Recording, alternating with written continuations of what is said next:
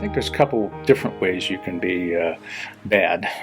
One way is simply excessively approaching issues through just a checkbox format and not really an opportunity to think through what the ethical challenges are.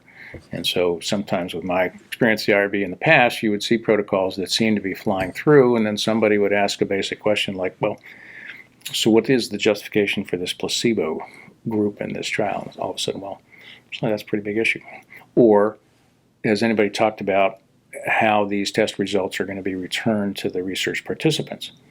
Oh, okay, that's all of a sudden a pretty big issue, where that might have flown through the IRB without adequate attention to those issues. So I think IRBs that sort of don't attend to those basic issues and things fly through, that's sort of one sort of being bad.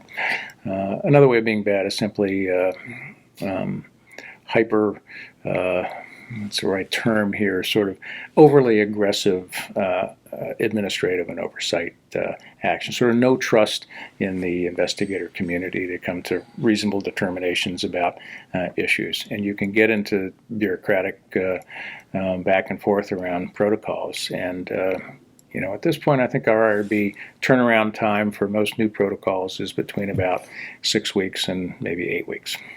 That, I think, is not a flash, but it's a pretty reasonable period of time.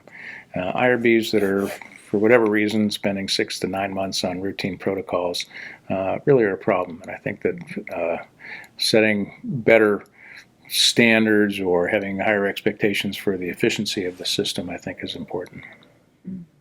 Is this a problem that you can just throw resources at, or do you think there needs to be a more intelligently designed training or framework for IRBs to work with? Good question. I don't know the answer to that. I think in some circumstances it's probably resources. And IRBs in the past certainly were significantly underfunded. I think that's been less of a problem in more recent years, just anecdotally.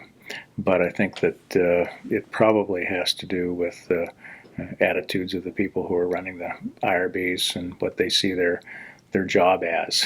And I had a critique in the literature a number of years ago that I responded to that was sort of called the petty tyranny of IRBs. And I think whenever you get circumstances in which people are given power, some people like to use that power to they just like to use the power because it's intrinsically satisfying for some reason. And so I think there are circumstances, I imagine, in which that's more of the issue, people using their authority for reasons that aren't really promoting the goals that we all agree are worth promoting, but become harassment of the research community to a certain extent.